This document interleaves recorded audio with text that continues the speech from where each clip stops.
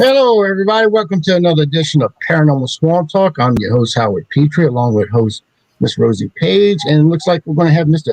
Tim Kohler sitting in for his beautiful wife, Crystal Kohler. Crystal's been feeling very ill lately, so we got the rare balded Sasquatch on here now. And we tonight's guest, I guess he needs no introduction. If you ever picked up a can of biscuits at the market, you always think of him. I do. No, they're homemade. The ones he gets are probably homemade, I think. I would guess. Most of the time. Those are way better too, ain't they? Oh yeah, way better. And that's Mr. Ernie Pack with Pac-Man Paranormal. And tonight, instead of doing a regular show about just about Ernie and Pac-Man Paranormal and everything, we're coming on to discuss something that's very it's going to affect the paranormal community drastically, and they're trying to get the word out there in the paranormal community and try to save this place, which is Waverly Hills. Ernie is very closely related to this, and it's something that we, as a paranormal community, really need to get behind 100%. He has, anything he needs from me, he's got it. Especially word of mouth. I mean, get this out there. People need to talk about it. People need to let other people know what's happening with Waverly Hills and what's going to happen if nothing's done about it. So with that being said, please welcome Ernie. Ernie, can you tell us what's actually going on with Waverly Hills in the first place? Well, first off, hello to my three friends here. I miss you folks. Yeah, you too, Ernie. But Ernie's cool to just hang with, man. We will meet again. We will meet again. Oh yeah, it's not going to be long. I'm gonna go Sasquatch hunting with Ernie. Yes, we need to. We'll talk after the show. Yes, because I want to do that. All right. I should have worn my Waverly T-shirt. Darn. Yeah. Yeah. Waverly hoodie. Well, Waverly Hills. Most of you guys that are familiar with me know that it's a place that's very dear to me for a lot of reasons. Hello, Denise. Get your butt home, girl. But be home and join him. The better half of the Pac-Man group. She's on her way home from West Virginia right now, so she'll be home in a couple hours, I guess. But anyway, I've always loved Waverly Hills. I mean, from the time I was a kid. It was the castle on the hill, what we called it as kids, because that's what it looked like. When the leaves were off the trees and you could see it from the highway or coming up Pages Lane. We called it the castle on the hill, and I was just fascinated with it. And it's been in my heart all my life, really. But Waverly Hills is owned by Tina and Charlie Mattingly now. They bought the place in 2001 when it was covered in vines, was falling apart. There wasn't a window in there. There were animals. There were vagrants. There were, you name it, in that building. Not to mention all the trash from the 20 years of a building sitting abandoned that teenagers like to go to party. It was a mess, but Tina and Charlie brought it back to life. You guys were there this past summer. I mean, it's not, by no means is it like new, but it's clean enough and safe enough that we can walk around in there and investigate. There's actually working bathrooms in there now, and electric. There's heat and air in the 2-story wing of it. Tina and Charlie have worked for 20 years up until last January, from sun up until sundown, and then through the overnight. If something came up in the middle of the night, they were there. They were the ones that handled it. They've never taken a dime of taxpayer dollars to fund what they've done up there. They've done it all through their own hard work and raising funds through the tours and investigations and other events that are held up there. And they leased the building to a nonprofit that Charlie created. I won't give them the dignity of calling them a historical society, although that's what they call themselves. That's what it originally was when Charlie set it up. They actually had a historian and everything. Now it's a clique of friends that are greedy. And friends and family, in fact. But they are looking at Waverly Hills and seeing that it is eligible for millions of dollars of taxpayer grant money. And they want that money. So they have filed a lawsuit against Charlie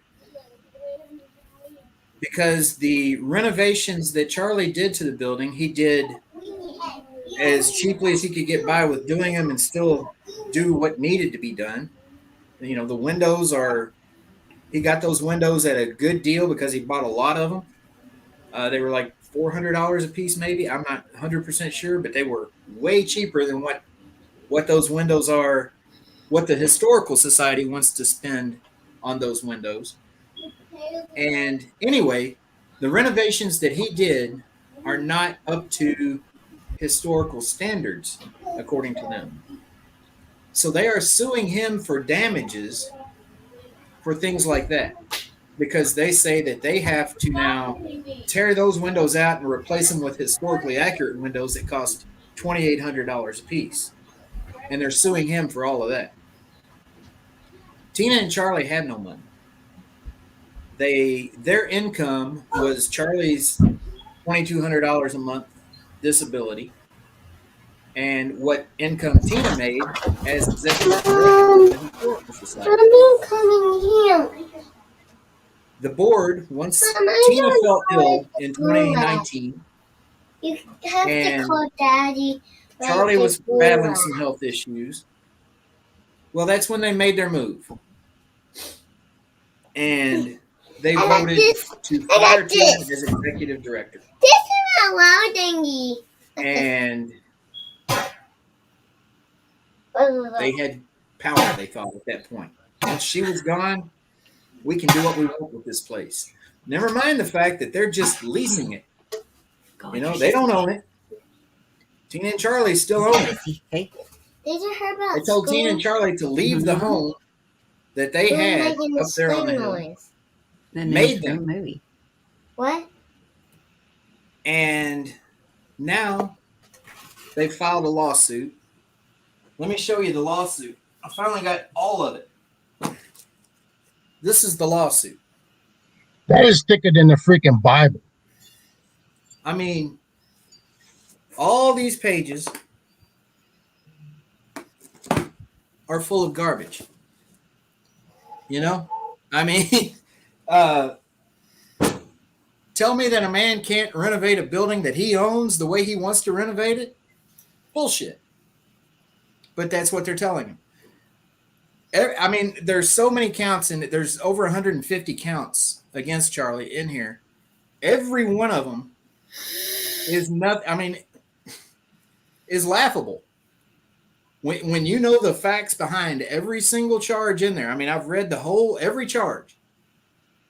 And I know the facts behind all of them because I talked to Charlie. I've been there for years, off and on. I've seen the work that's gone on over the years. I know the backstory of all this. It's a total joke what they're doing. But they have actually offered that if Charlie just signs the building over to them, they'll drop the lawsuit. Because they want the money that's made from the building. What's that? Because they want the money that's made from the building. Exactly. I've always said one thing, Ernie. I've always said one thing. And that is, when it comes to any great conspiracy, any great mystery as to why somebody's doing something, follow the money. Exactly. And that's what this is all about. The executive director up there, I don't know, but I've been told he's making a 6-figure salary on what is basically a part-time job working for a non-profit. They're blackmailing him. He was appointed.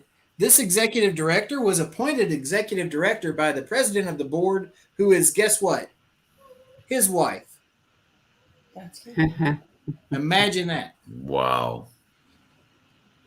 There is so Denise. much corruption and nonsense with, I mean, if anybody is guilty of anything, yeah, I'll tell them about the cabinets, Denise.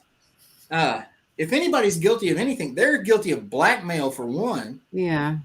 They have violated the lease agreement because in recent weeks, they have started renovations of their own inside the building that Charlie owns without Charlie's permission. Yeah, that should be I against lease the this law. house. I can't put a room addition on this or knock out a wall and make my master. Well, wait a minute. Aren't they leasing that? Aren't they leasing the building from Charlie? Yeah, that's all. Don't they have lease to, isn't there some kind of stipulation and some kind of, I would imagine it'd be a stipulation in the contract that you don't do anything without getting permission from the owner. These people are on a power trip. They think they have the power to do what they want. Because of the historical And- society backing them, is that why? Well, they are the quote Yeah. unquote historical society. Yeah. It's not a government entity historical society like a lot of them are. You know, they're county funded or whatever. Mhm. No, it's the nonprofit that Charlie created to run the business of the building. So does he have a good lawyer? Well, he's got the best that he can afford, and the But guy's he probably doing a needs great help. job. Yeah. But this lawsuit is going to cost, because it's going to take months to play out. It's Oh, probably yeah, going to or a cost year. $60,000 Yeah. to fight it. And then even if, you know, if he gets this lawsuit thrown out, which, I mean, any reasonable judge that reads it should just say, get out of here. I was just getting ready to bring that up. I was just going to say, Ernie, tell them when the last time the lease was paid. Never. They have $1 a year lease. Okay.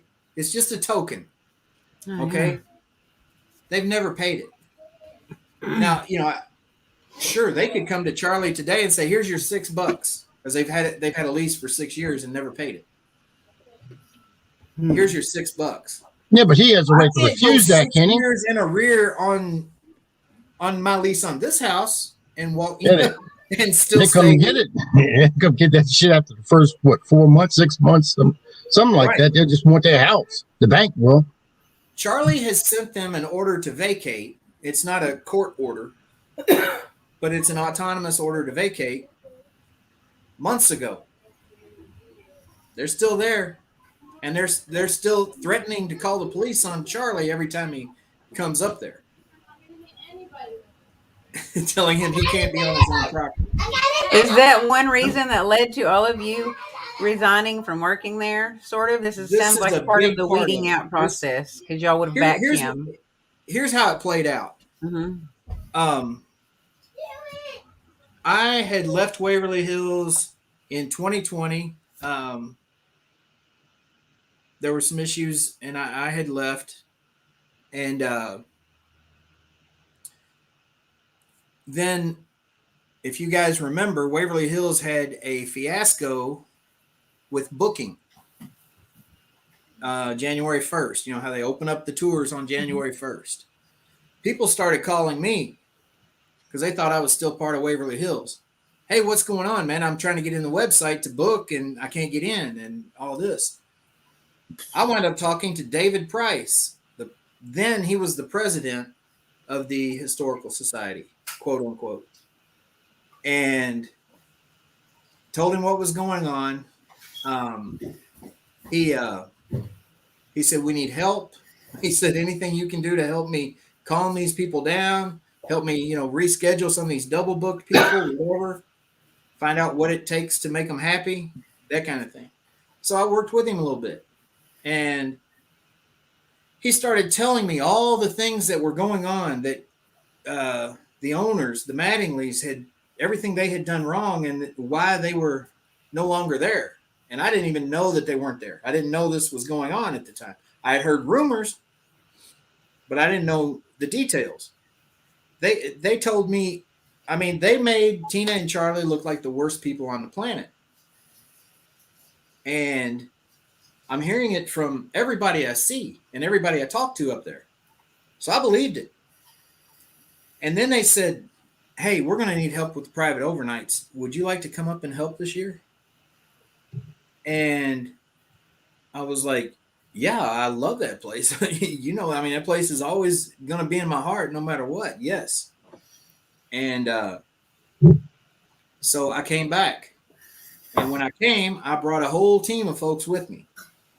Denise, Todd, Leanne Eskew, a couple guys whose names I'm not going to mention because they wound up stabbing us in the back. Oh, Lord. Yeah. Beth. And then Beth Allen, golly, Zach, Haley. I mean, there's my stepdaughter, Darby. There were like 12 of us, I think, all together, you know, once you pull them all in. And we were told by the director of tours that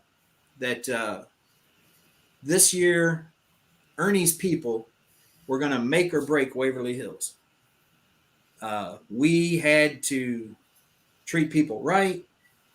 We had to try new things, do things differently than they'd been done in the past, and all this. And I was all for it because I had spent a year away from Waverly, traveling around the country, going to different locations and seeing the things that we didn't do in the past at Waverly that other locations did that I thought were better. You know, I mean, there's a lot that we did at Waverly that's way better than most places, but also you can take a little piece here and a little piece there from all these different locations and put them together.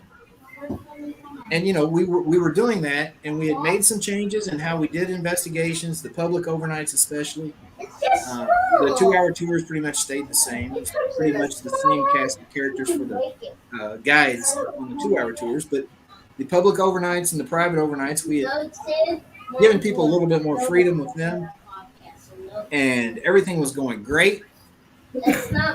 And things started happening, like celebrities in the paranormal community. I was familiar with. They knew me. They would come to Waverly, and they wouldn't be in awe of the. They wouldn't want to talk to the director of tours and his wife, the president of the quote unquote historical society.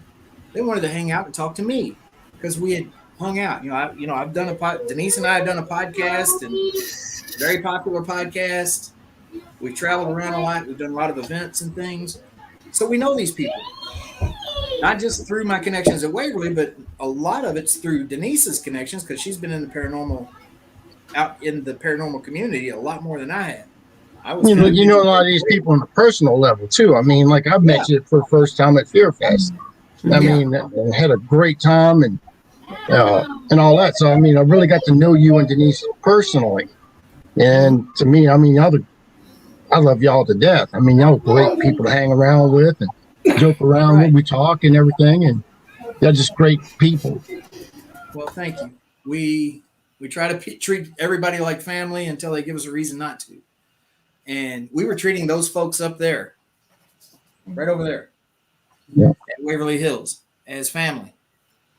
And believing in them, believing in what they were telling us. I believed in Tina and Charlie. Charlie, I mean, he and I spent so much time together because I worked a lot of security up there in the off season and stuff like that. And we would just hang out there in the office and talk all the time. I've always felt like Charlie was, a good buddy. I felt like Tina was a sister that sometimes I couldn't get along with. Sometimes I could. We never fought, but it was like a brother-sister kind of thing where, I can't believe she's doing that, or I can't believe he's doing that, right. And we'd bicker and then it'd be over with the next day. We'd be hugging and everything be fine. But, I was treating those people the same way. But then I started questioning some of the things that they were talking about. And with what was going on with Tina and Charlie. And they didn't want to hear that. They didn't want to hear that, maybe they were wrong. Maybe they were being a little evil or anything like that. They didn't want to hear that. And so then they started handcuffing us in the way that we did our tours and investigations. And okay, we're all paranormal investigators. We know how this stuff works. They're not paranormal investigators, first off. None of them. A couple of them have pretended to be years ago, but they're not. People get affected by the spirit activity. There is a metaphysical link to the paranormal that's a chain that you can't break. They're connected. Without the metaphysical, there is no paranormal. We were told we have to separate the metaphysical from the paranormal. And if someone gets affected in the building, they're probably either drinking, on drugs, or just having an anxiety attack. Take them outside, get them some fresh air. Rather than give them an EAD stone, Tim, don't do anything like that. That's witchcraft. That's crazy. I was just going to bring that up. And Howard might remember this because he was on the live when it happened. Yeah. And I immediately, I got mine right here. Mine's right over there. I can't reach It goes with So me do on those people? You should know, Ernie. It does. There you go. That's how much I believed in after what happened to me. Yeah. Because my personal experience there, Howard, you remember, I was asking who punched John in the back in William's room. Right. Alive. Because I said, did you hit my friend John in the back? And it said, no. Remember on the spirit box? Yep. And right after that, after I asked, well, who did it? It said, Tim.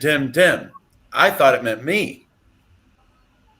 And Ernie was able to explain all that to me. And right after that, we walked out in the hallway and Crystal came back and I handed Crystal a camera and I bolted because the entire back of my head felt like it was going to explode. I got nauseous. I started feeling very sick to my stomach. I went downstairs and Tammy left with me because she had to go to the bathroom. So I was showing her where the bathroom was and I ran into Ernie. And I started telling him about my experience. And he explained it to me and handed me one of these. Said, just put that in your left hand for a minute. And a minute later, I felt better. Yeah. I felt completely fine. I was ready to go back and investigate. Yeah. So, yeah, you made me a believer, Ernie. There's some real magic in those things. Yeah, and Waverly is a special place. I mean, don't get me wrong. I've never been personally there physically. But when I was doing the lives and I was sitting and doing commentating and everything for it,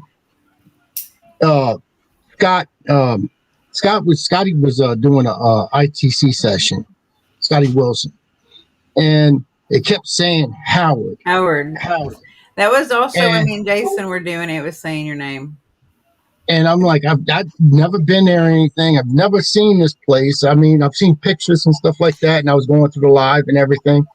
And what convinced me that this place was actually 100% legit was when it said your leg, you mentioned my leg, kept sending some of my leg. And at that time, I had a blood clot in my leg.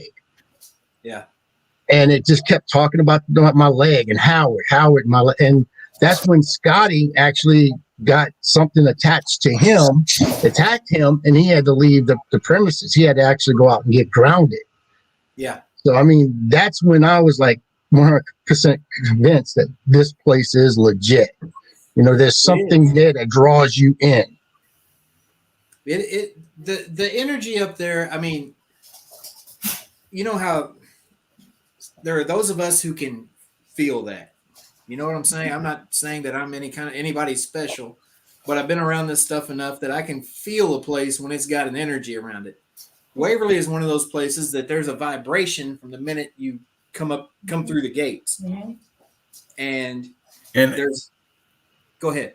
I've always wanted to ask you this, and I never have. Do you think some of the energy about Waverly is more than just the tragic events that went on there? Like, as in, I know Kentucky has a lot of limestone in the hills. There's a lot of natural spring water. A lot of caves. Yeah. Do you think some of that plays into what helps hold some of that energy there? Well, I think that energy there. You if you research Waverly Hill before there was a hospital there were strange happenings on the hill. There's an entire family that went missing in the 1700s that nobody ever found that lived there. There's all kinds of things like, just strange, happy. It's the tallest point in this part of the county, and I'm sure there's a lot of Native American history there because Native Americans like those high places where they catch that maximum sunlight. You know what I mean? Able to That's send what a I wanted to signal. ask. Yeah. If they didn't believe in, by saying that you're doing witchcraft, if they didn't believe in Native American healing and herbalistic remedies from the earth. No, they don't believe in that. But do they believe in, what do they believe in? Christ? No. Christianity? They don't believe in any kind of deity. Oh, they're not Christian either? I've actually heard the quote unquote executive director up there talk about Jesus Christ by calling him your zombie God. Wow. Dead man walking. Jokes like that. Whatever. That's whatever. But anyway, we'll leave that alone because I can get really angry when I start thinking about everything up there. Yeah. But Hey, Abigail. there's just the building is amazing. The activity there is off the charts. You've got intelligent, you've got residual, you've got full body apparitions, shadow figures, poltergeist type activity with objects moving and doors opening and closing. And everything you can imagine in the paranormal, I have seen at Waverly Hills. And there's no place else that I've been. Like I said, you guys know, we've traveled a lot. We've been around a lot of places. There's no place that's got that variety of activity that I've seen at Waverly. And there's so many stories that come out of there too. That what you and Denise were working on is actual books. A book where it tells everything, the real truth of Waverly, not this stuff that you hear passed down from paranormal investigator to investigator. This was the actual truth of what's happening there. Well, and I will preface it, or I will qualify that by saying this is the truth based on Denise's 12 years of investigating up there, my 12 years of being there as a host off and on, and I think it's like now it's up to like 31 teams because we had 2 more today that chimed in with they got the name Sarah, they got verifying stories that we had gotten. That's why that's why that story meant so much to us. There's a lot of reasons why that story meant a lot to us. Yeah. That's what brought us. Sarah's who brought Denise and I together, and it's all her fault that we're married now. It's her fault. It's all your fault if you don't get a biscuit. You don't go in there and blame her for it, huh? Damn you, Sarah. Yeah. she promised me peanut butter fudge. You commented on the activity there, and all I could think of when you said that, I heard you say shadow figures, and all I could think of was Ernie was sitting right beside me when I saw the only shadow figure I have ever seen in my life. Yeah. And it was literally right in front of the window, right in front of the old original oven. And it was just a bust. And it darkened out a moonlit. You remember how bright the moon was that night? Yeah. It was a full moon, wasn't it? Yeah. It blacked out the window in the shape of a bust right above that oven. And then Crystal and I jumped up and ran over there as fast as I could and pulled that oven door down. And all you could smell was fresh baked bread out of that oven. Yeah.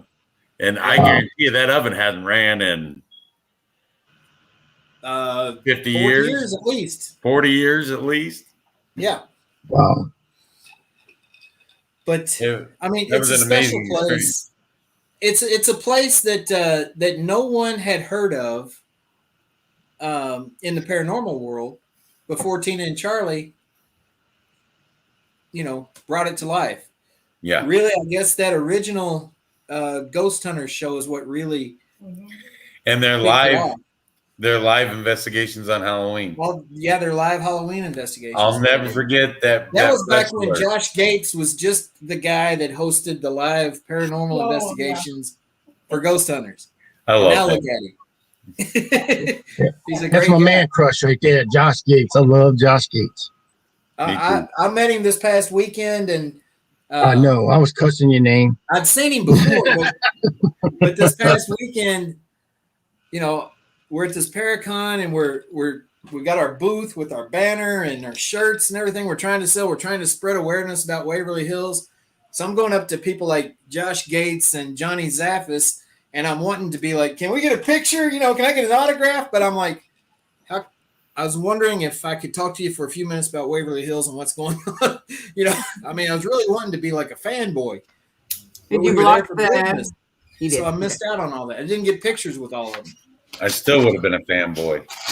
I mean, you only had so much time with those folks because, I mean, they were busy.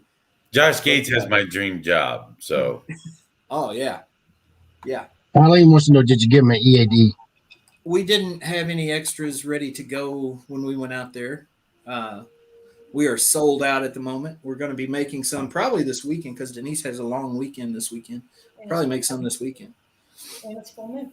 But, and full moon yeah. this weekend. So, Hey, Howard, didn't you have a health issue right after when we were there and it was saying your name? Didn't you have some kind of health issue that you? Yeah, I had a blood clot in my left leg at the time. Mhm. So I had that going on. Crazy too. And my blood sugar, was going Yeah. crazy. Yeah. I'm trying to like point out like the spirits there. I felt like, and everyone else that I know of felt like they were trying to tell us to warn you of that, like to help you out. It was too little, too late. Yeah, but maybe they Almost just put me don't in the know. hospital. But then Well- it was weird that they caught that though. I mean, that's what Yeah. convinced me so much that there was something there that it was like it connected to me way, you know, Mhm. you ain't they're in Kentucky and I'm down here down at the bottom of the boot in Louisiana, and that much distance, and it actually connected with me that, you know, from that length of distance. So I mean, it was like it blew my mind. It did. It blew my mind. You see what George said? Is that who it is? Facebook user says Ernie is a badass. Jason Aldean wanted nothing from Ernie. What is he talking about? We were walking through the MGM Grand, and George, we were heading to lunch, and George was in front of us. And me and George are talking. You know how George Yeah. can talk a mile a minute.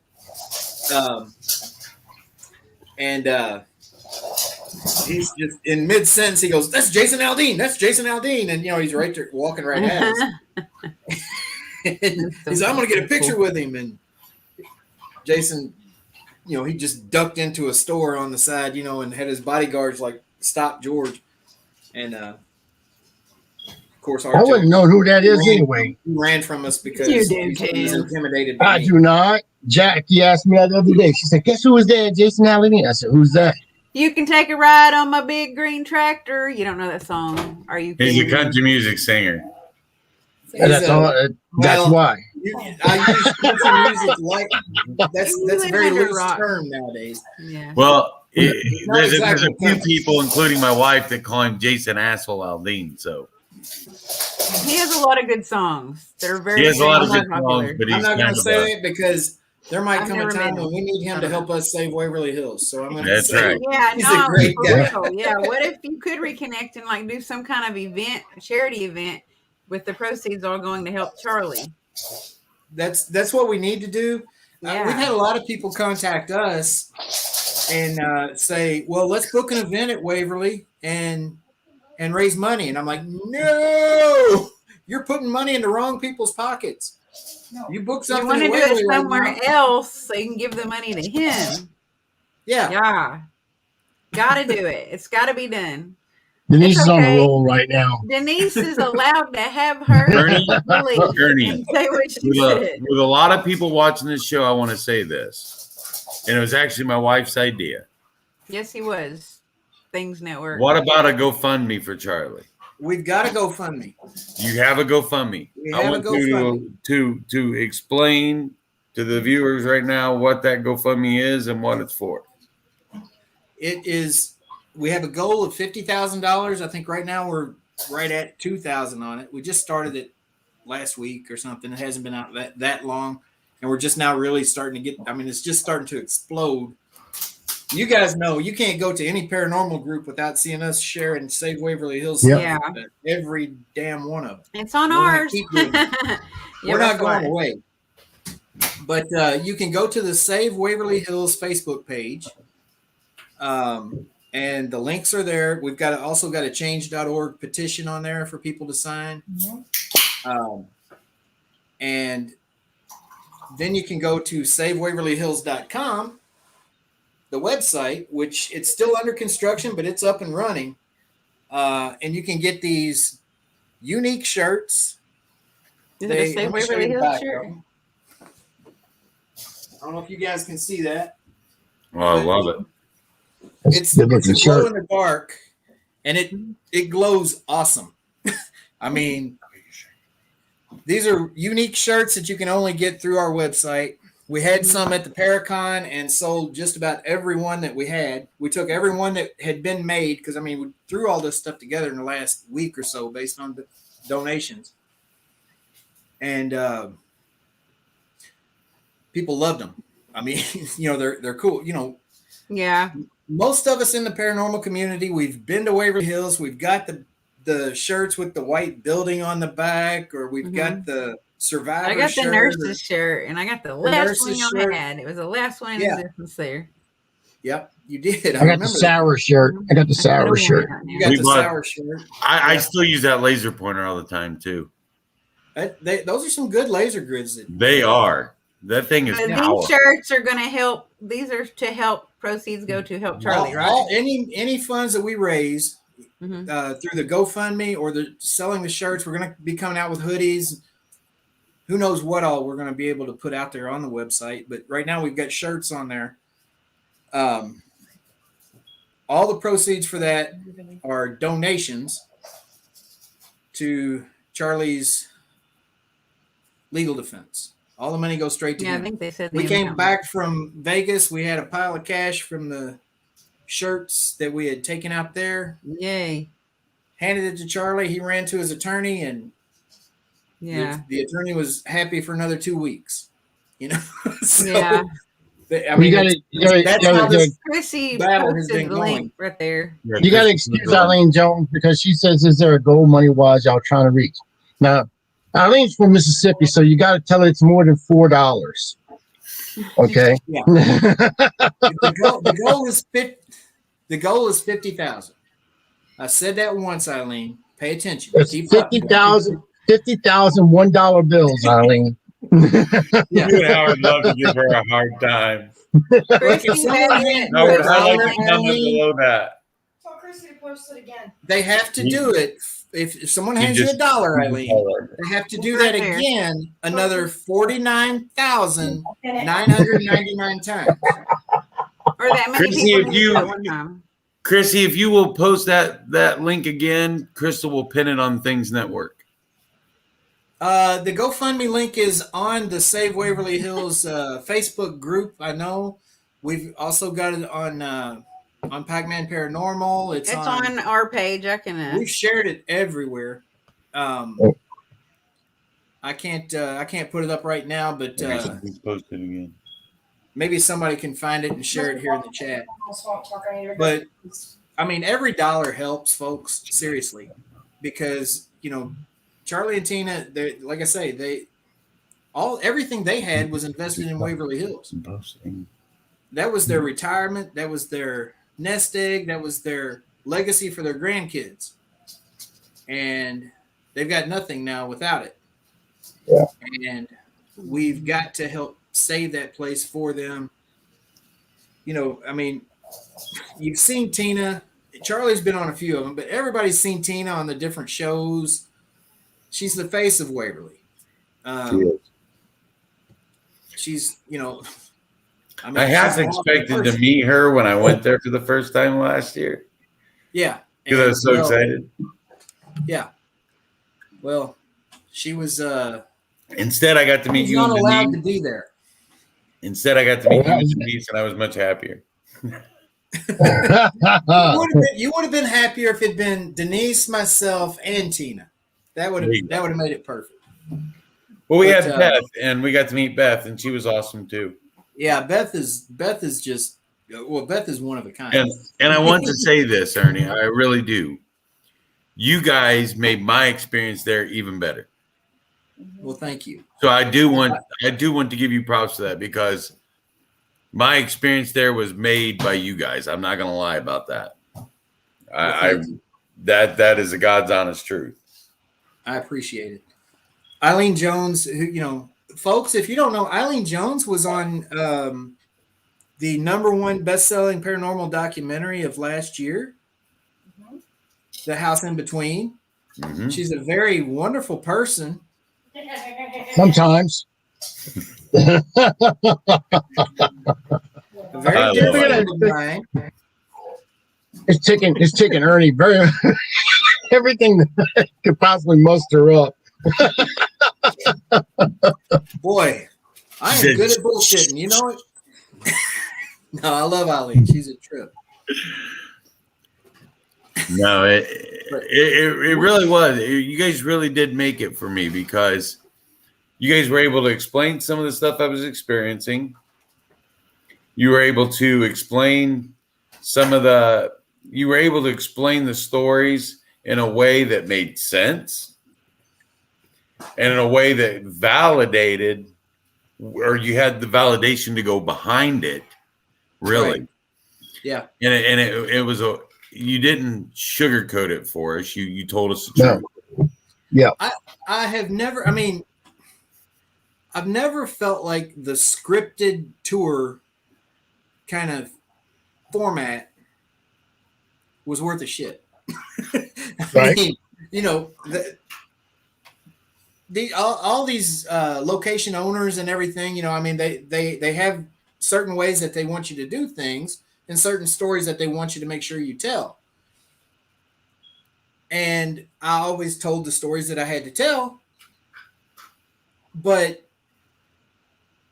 you got to make it your own too. And you got to be personable. If you're just standing there, like you're basically reading from a script, the people aren't getting their money's worth.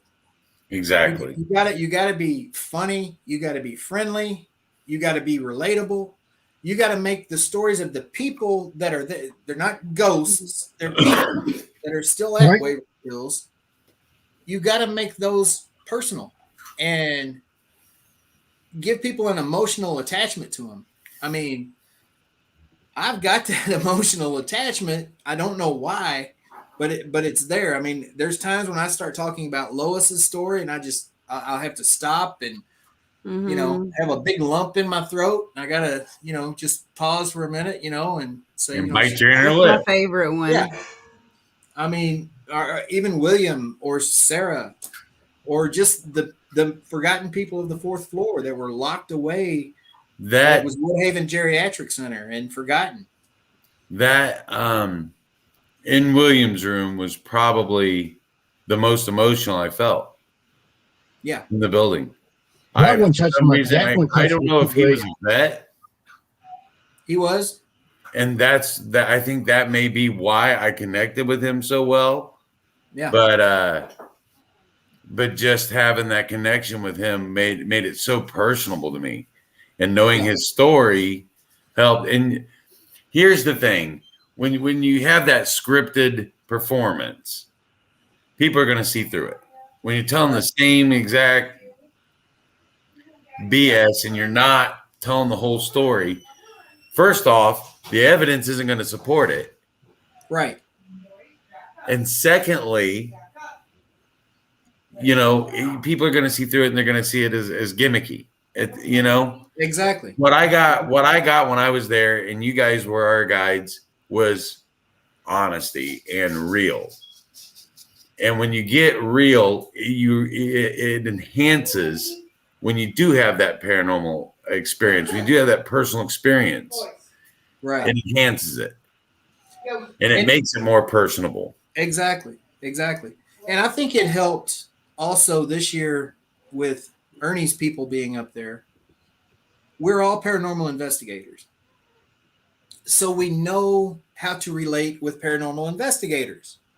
You know, I mean, just being a tour guide, you know, Come on. you can go to the museum and find a tour guide. You can go to any, you know, historic location and find a tour guide. Paranormal investigators are a different breed. And we expect a different, I don't know, a different way of communicating or whatever. And I think it helped so much that everybody from my team was all an experienced paranormal investigator. And we, you know, we knew what was going on when something was going on. We knew it wasn't, oh, you're just on drugs, Tim. You're not affected. You've Right. been drinking, haven't you? You know, we knew it wasn't that. And that makes a big difference. I mean, big Not difference. since the late 90s.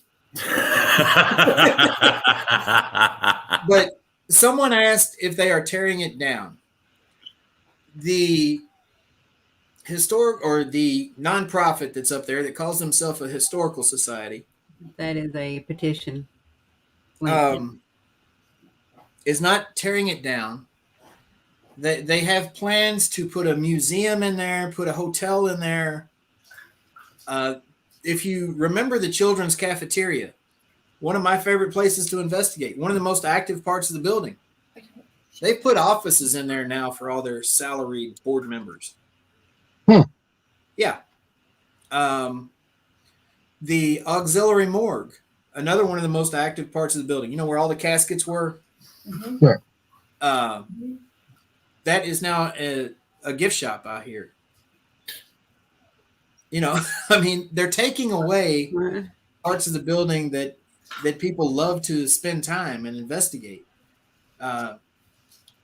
And I mean, it's a shame. Maybe they'll haunt the shit out of them and get them out of there. Well, wouldn't that be great?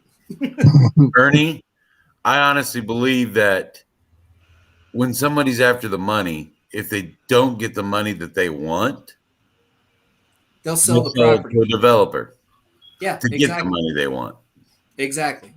I would not doubt that because, you know, maybe thanks to folks like me and you guys and everybody that's spreading the word on this, the reputation of Waverly right now is not as great as it was in the past. You know, they're putting out blocks of investigations and tours and stuff now for booking, Hey, you know, Mary. like 3 months at a time. She's from Arkansas. They're not selling them nearly as fast. We would sell out the entire year on private overnights in like January.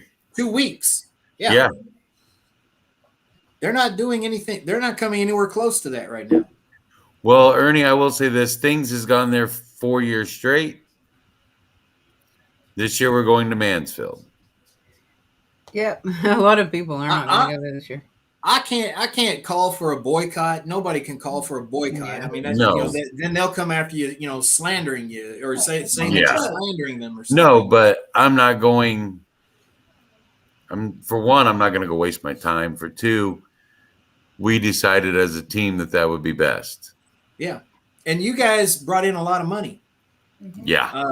Jeremy counted out the money to me. You guys had like over 20 people each night, and you had 2 nights.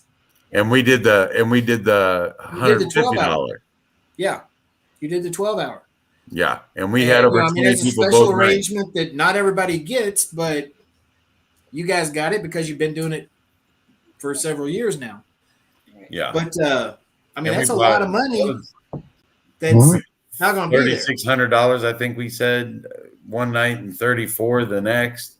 Something It was like $7,000 in 2 nights. Yeah, that's a I lot mean, of Waverly money. was on my bucket list. It was on my bucket list, and I want to go there, but I'm not going to go there until y'all It will be again. go back. I think it will be again. Give us 6 months tops, and Waverly Hills will be back to being what it should be. Absolutely. Tina and Charlie will be back in control of things up there. Hopefully they'll find a reason to bring me back. Maybe I can take out the trash or something. After all you've done with the Save Waverly Hills, I'm sure you'll be back. We got, Hopefully. You see, when you said that you was walked into that kitchen and you found that bread, you opened up that bread Yeah, baker and you smelled that fresh bread. That was Ernie. He was in there 15 It minutes was prior. And he was biscuits. That's That oven is It was, that oven is non-operational, Howard. No, They it's left out busted there. in. Yeah. but you, I was I like, bet you no, there was no, biscuits in The there door didn't somewhere. fall off when you opened it. You know, I mean, if I'd have known that you were going over there to open the oven, I would have said you can't do that. I There didn't was even know. biscuits I in didn't that even place know that it somewhere. was an oven. I just saw something black that I honestly thought it was like some, because there was some construction stuff in there. Yeah. Remember? And I thought it was like some scaffolding of the tarp over it or something. I had no idea that was an oven. Yeah. Yeah. And I've heard people say in the past that they've smelled bread Yeah. by the kitchen area. Yeah. It's true. And to experience it myself. I mean, I'm being 100% honest. Ernie will remember. I said, somebody's standing over there. Yeah. And I yelled. I said, "Who's over there?"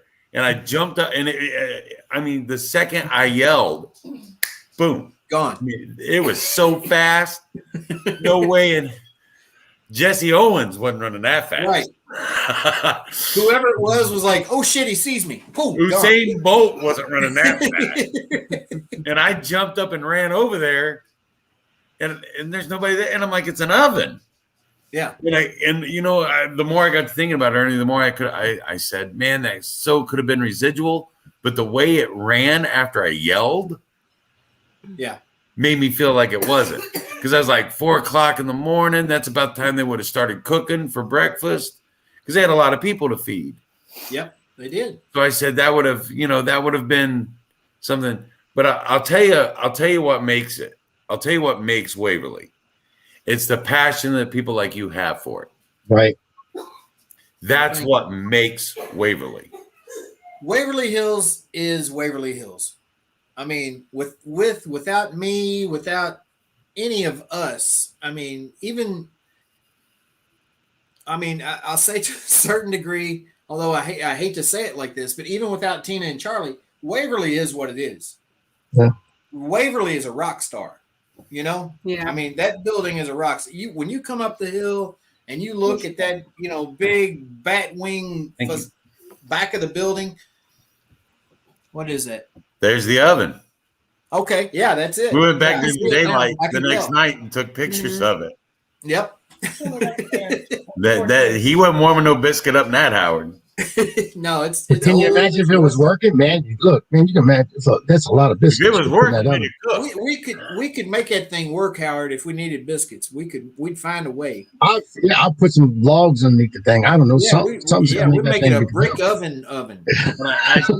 I see Chrissy in here commenting a lot, and she made my day at Waverly when I went down to get pizza the second night.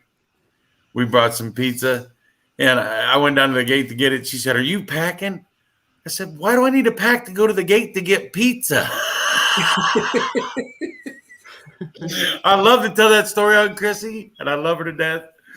I said, I ain't carried a gun anywhere in my life ever. It was the only thing I ever needed was that right there. Yeah. If that don't work, I guess I'm sunk. It's over. Oh, well. Chrissy got her I own want to thing thank going on everybody right now. that's chiming in over in the chat and following. I mean, Irene, all the way from Japan. I mean, we got a lot of folks that are chiming in and interested in what's going on. Folks, we could use all of your help to help us spread the word on this. I think Millie's from the UK. If I'm correct about I that. think she is. We need help. We need donations to the GoFundMe. That's the primary thing, because this legal battle is costing money that, we're going to depend on donations to make it happen. It's going to be up to the paranormal community coming together as a family, dropping any, this is a time for para-unity. Because Waverly, that building is part of the family. Tina and Charlie have saved that building. They are part of the family. When someone has a death in the family, a sickness, anything like that, when anybody in the paranormal community is in need, we all come together and we help. Mhm. And Mhm. this is part of the family that's in need. Hey, And we need to come Leanne. together and help. There's Leanne There's there. Leanne. Hi, Leanne. And if you guys have never been there, it's worth it. It's worth it just to go and experience it for yourself. I mean, we've all watched it on all the shows, but it's worth it when It doesn't touch how it really is in real life. Like it's worth it when you have people there that tell you the truth. You can't touch like on Yeah. a screen, a little I'm- screen. You can't just. You got to be there. It's just like any place you go. I mean, if you go to a place, if you see it on television or if you see it on a computer screen, that's one thing, but actually being there and feeling the ambiance and feeling what's the atmosphere and the thickness in the air and the Getting electricity and covered in everything. Waverly dust. And yeah, Yeah. you just Exactly. And It's just a whole the different size thing. of the building, like you cannot get the size of the building on television or on a video. You have to be standing there like a little ant next to that building to realize Yeah. how gargantuous it's just huge. Yeah. It's a big It place. is. It's 180,000 square feet, and it looks bigger than that, really, because Yeah, it does. it's just so long. It wraps when you come And up the that back. back parking lot to the back of the building. It just kind of wraps around you, and then what you see, that's not all, because there's another wing that goes that way. You know, Yeah. Yeah. and I mean, it's huge, and And then it's behind just there- got that I unique can't tell area. you how many times I got lost on the stairs. I'd think I was coming out on this floor and I'd be on the wrong floor. I can't tell you how That happens to people like me who should know our way around that place. And I think sometimes, I mean, this might sound crazy, but I think sometimes you go through some kind of portal or something. Yeah. Yeah. Time lost. I swear to God, I counted the flights I've done that. coming down from the 5th floor on that. it could be a staircase. portal. It could be I a counted portal. the flights and I said, okay, we're on the 2nd floor, and we come out and we're on the 1st floor. And I Yeah. said, how the hell did we get down to the 1st floor? We went down 4 flights from 5. That's 2. Yeah. And I came I out was in on the 1. a few years ago, I was in the lobby and with 2 other guides, and we're on the 1st floor in the lobby. We had a public investigation going on, and we hear a door slam and people scream. And so it was on the 2nd floor. So we went up that 1 flight of steps from the lobby Damn and it. parked down the hall looking for people. There was nobody there. We get all the way to the end of the hall, and I look, and I realize there's no door to the cafeteria here. We were on the 3rd floor. Yeah. After going up 1 flight of steps from the lobby. How the hell did that? And we were all 3 Yeah. guys. I mean, you know, we'd been there. We knew our way around that place. But that happened. And I mean, I've heard a lot of stories of people, you know, Todd and Leanne, it happened to them. And You get lost in the stairs. yeah, it's weird. I tried, you know, I went back in that staircase and kept trying to have that happen to me again, and it never did. Yeah. It's It like, was it's just that like one time. they get you when you're not looking. That's what it is. I tried to recreate that and couldn't. Mhm. And I'm not a young buck. I was going up and down them That'll wear stairs. your ass out, won't it? Yeah. Mhm. I got back to that hotel. I went to sleep. Try being a guide there and having to go up and down them steps 8 or 9 times a night. And then at the end of the night, you know, you got to do it one last time when you're dead tired and ready to go home. Everybody else is done left for the night. You got to do it one more time to lock everything up on your way down. I'll never forget right before we're going to Waverly, Jeremy's like, I'm not taking the DVR. Mhm. He's like, if you want to spend 3 hours unrolling Running and rolling cord, I'm not taking the DVR. Right. And Yeah. carrying it an extra more pieces of equipment. I mean, we don't, when we investigate, Denise and I and our team, Todd, Leanne, all of us that investigate together a lot, we've gotten to where we hardly ever take much equipment at all in. We'll take some REM pods and spirit box, you know, something EVP. small and simple that we can just keep in a backpack and, you know, flop down. But as far as, you know, a big camera rig, I mean, I see all these people that are always bragging about, look, I've got this. It's multi-spectrum, quintuple thousand zoom and all whatever. And I'm like, that's awesome. You're not going to experience anything because you're going to be too busy worried about all your damn equipment. You know, we just go in there and kind of feel it and live it. I'm not out to document anymore. I mean, I've been around this field long enough. I've had some great evidence over the years. Hi, Jeff. But no matter how good you guys know, like I do, no matter how good your evidence is, when you put it out there on the internet or whatever for people to see, Critics.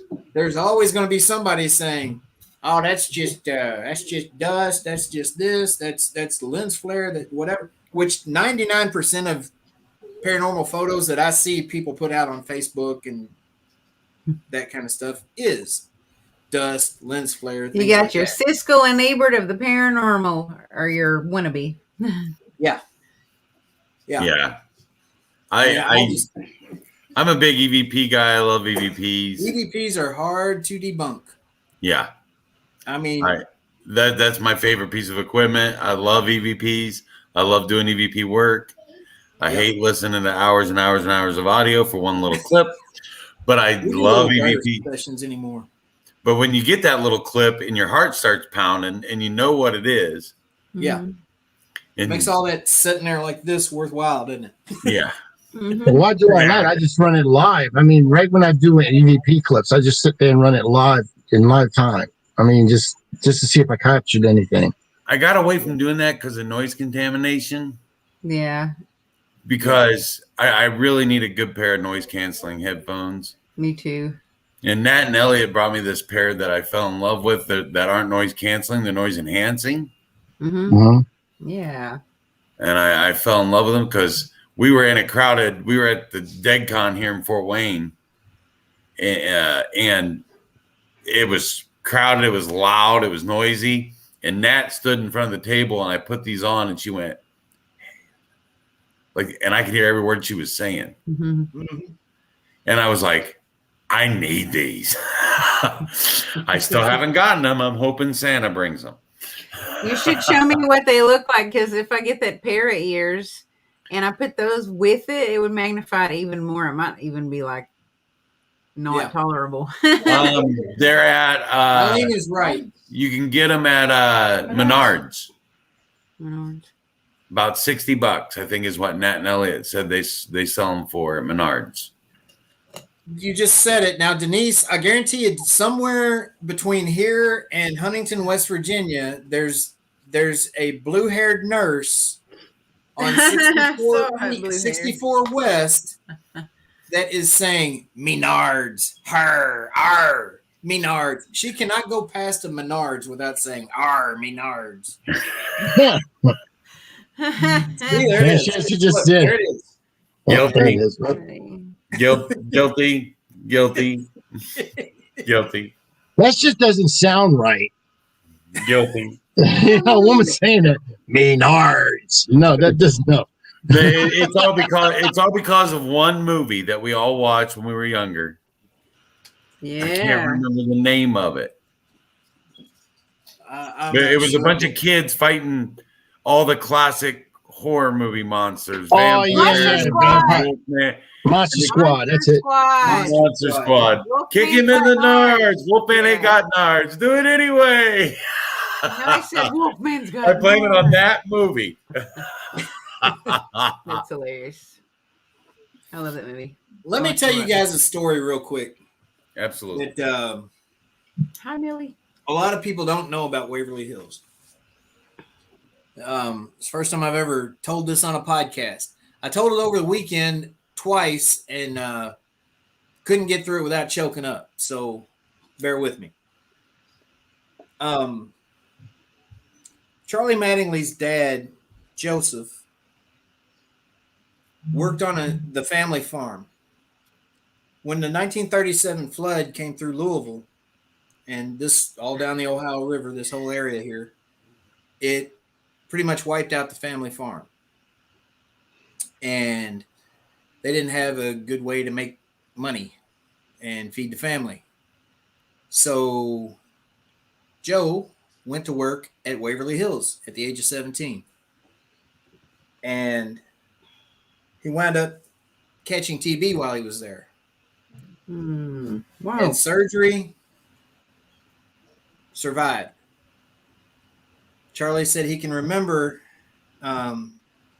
seeing his dad with his shirt off and had a big hole in his chest, big scar from it. But he never really talked about it. And Charlie didn't really know a whole lot about it. He knew he'd worked at Waverly, but he didn't know all the details or anything because his dad didn't really want to talk about it much. Charlie had some medical issues. He was a machinist at Ford. And he had some medical issues and had to take disability, early retirement, whatever. And he cashed in a big chunk of that, and he was looking for a business to buy to try to figure out a way to, build a retirement again.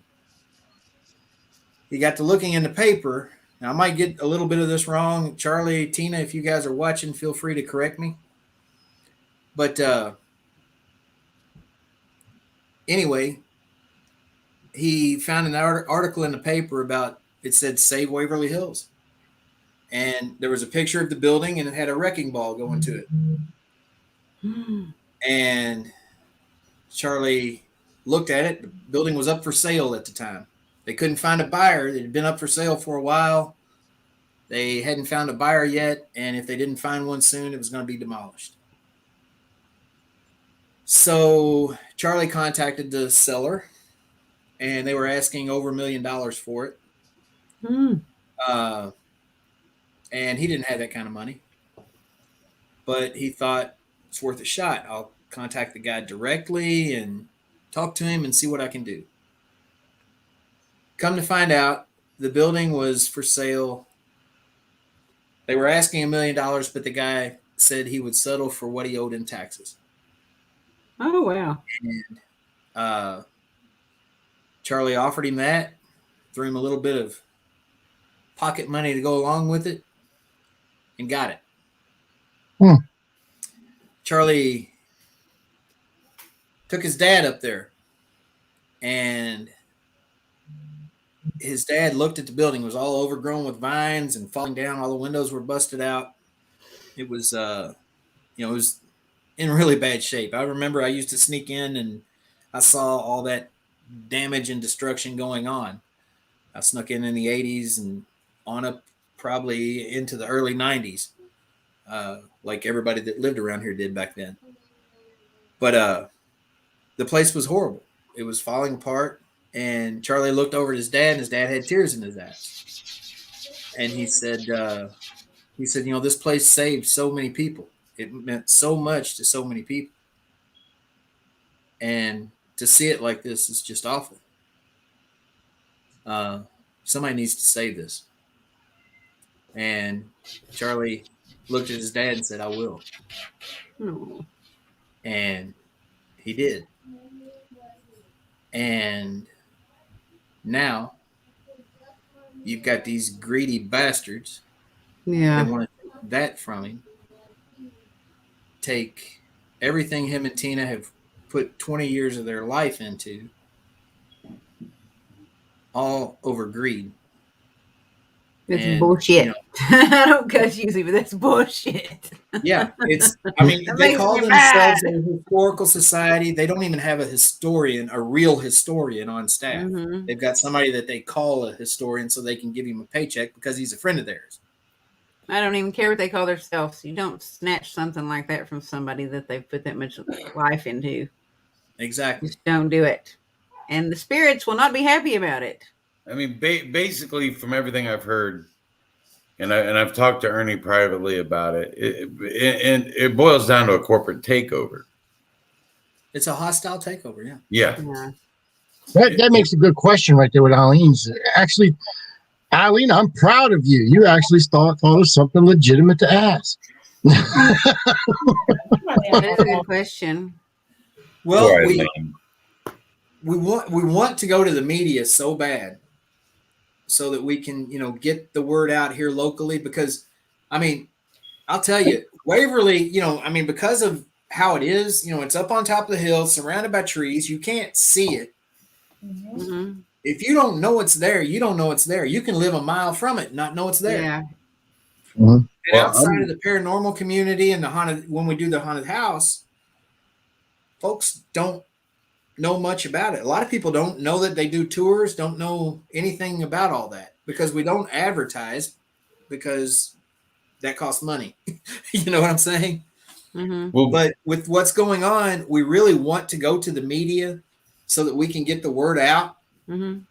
in the community about exactly how this is all going down, because I'm sure there's a whole other version of the story that they're telling to everybody that comes up there or everybody Is that that they like talk a to. conflict of interest right now if you do that? Well, with the legal issues going on, the attorneys have recommended that we keep the media out of it for now, because we don't want to say something that that's going to they add can another use page against to us your in book. the end. Yeah, or Mhm. hurt the case. What if the media comes to it on their own? If the media came to someone to ask questions, I guess that person would be free to answer a question. As long as they watch what they say. Yeah, yeah. be As long as mindful. they carefully answered the question. Yeah. Is his dad still alive or has he passed since it's been 20 No, his years? dad's passed away. That stinks. It'd be good to have him to speak about Yeah. it. Yeah, there's a couple of at least one TV show I think that was filmed up there years ago that he talked about Waverly on it. Mm-hmm. But he passed away several years ago, and there's a lot of people in this community that would not be here, or a lot of people in the world that would not be here without Waverly. Because it saved a lot. People think of Waverly, they think of the death tunnel, the body chute. Yeah. And how many people died there? All these outlandish numbers that were thrown out primarily by, well, I'm not going to name the fraud, but one of the guys that started out hosting the tours and investigations up there. I'll just put it that way. 63,000 deaths and all this. No. There were probably, we know of about 11,000. Probably maybe twice that many died there. I don't know. I'd say the number's probably between 12 and 20,000 is a good number of how many people actually did pass away. Between the TB hospital, which the TB hospital closed in like what, 63? 61. 61. And then the nursing home.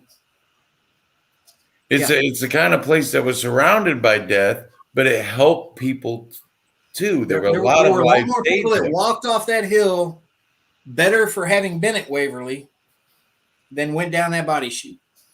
And the truth is, Waverly Hills was at one point in time the leading tuberculosis hospital in the world. Not in the United States, in the entire world. Yeah. When it was built, when it opened and took in the first patients in 1926, there was no better place to go if you had tuberculosis. And the people were treated well there. A lot of people talk about, they did all these experimental procedures and blah, blah, blah. They were trying everything they could to save these people's lives. They weren't up there just torturing people. It wasn't a bunch of mad scientists running around. Right.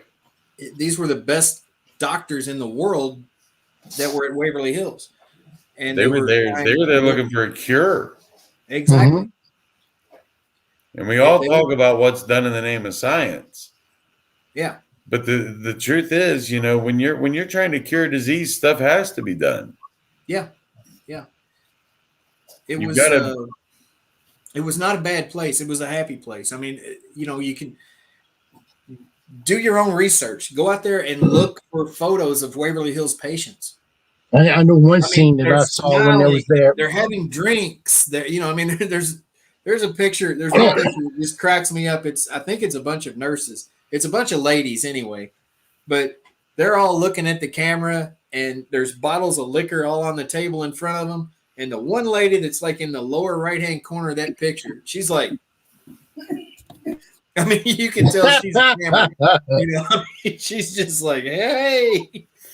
but they're One also picture, really heavy one in picture the really time. touched me, Ernie. Was the actual on the roof? I believe they had swings and everything for the children who had tuberculosis. You can Yeah. still And, see you know, evidence of them there. so I mean, that really touched me. That you see all these. It just didn't affect adults; it affected the children too. So it was just Yeah. wasn't one character of it.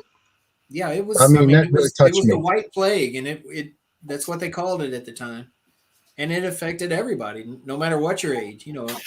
Ernie, I don't know if you know this or not, but I'm the network's leading expert on Vlad the Impaler. Awesome. I've been studying Vlad for over 32 years, and I came to the tuberculosis before it was called tuberculosis, was called consumption. And when you look at the symptoms of tuberculosis and COVID. go all the way back to the origins of the vampire in Serbia and over in Europe, the big vampire craze and scare, I believe wholeheartedly that consumption or tuberculosis was the reason people believed in vampires. I don't doubt that a bit. I mean, makes your skin very pale. Your eyes sensitive to light. Yeah, you're very sensitive to light. Yeah, I mean, I agree. I've made that connection in my head several times. And you cough up blood. Yeah. And when you go back to the original Eastern European beginnings in vampirism and what they believed, the vampire almost always attacked the family. They came back to drink the blood of their family members. Yeah. And it was so contagious that the disease itself was so, of tuberculosis was so contagious. Just a way for me to tie that in. Yeah, I like it. I like it. And yeah, I agree. But I've made that connection myself. And when you look at the symptoms and the what it does to a body and all of that, yeah. Yeah, but yeah, I love talking about tuberculosis and about how my cousin contracted tuberculosis when he was 3 or 4 years old. And then, he ended up surviving because now we can cure it because of hospitals like Waverly Hills. Exactly. There was a vaccine developed in the 40s that finally, got widespread use in the 50s, streptomycin, and that basically eradicated the epidemic. Yep. And places like Waverly weren't needed by the late 50s and early 60s, and they all wound up getting closed down. Mm-hmm. I mean, Trans-Allegheny has a tuberculosis history. Penhurst. Mm-hmm. A lot of places have were originally tuberculosis hospitals, or at least a portion of them was a tuberculosis. There's one in Colorado. There's a big one here too in Boonville, Arkansas. I can't think of the name of it, but I mean, there's a lot of them. Yeah, that was a big disease too. I mean, tuberculosis was big, and look what happened. Yeah.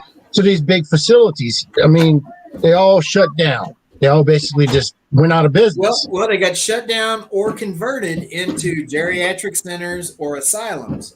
Yeah, asylums. Right. A lot of these so-called geriatric centers were basically asylums or dumping grounds for anybody that wasn't wanted by their family or by society. Uh-huh. See, that's what I think what's going on with cancer too. I believe that's what's going on. I believe they have a cure for cancer. It's just that if they decide to put that cure out there, look how many facilities, how many pharmaceutical companies and everything will be out of business because of that. Exactly. It's a money making operation. And just like what Tim said, it all goes back to money. Follow the money. It sounds familiar.